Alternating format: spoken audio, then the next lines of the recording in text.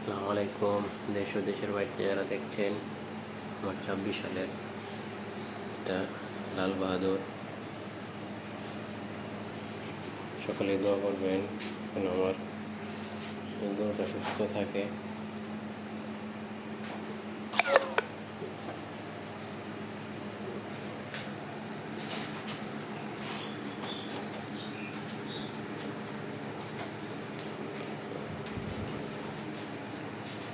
মাশাআল্লাহ, অনেক সুন্দর। সকলে দোয়া করবেন আমার এই গরুটার জন্য।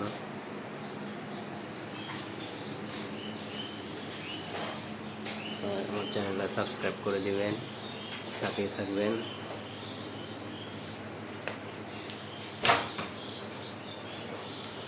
অনেক দুষ্ট গরুটা।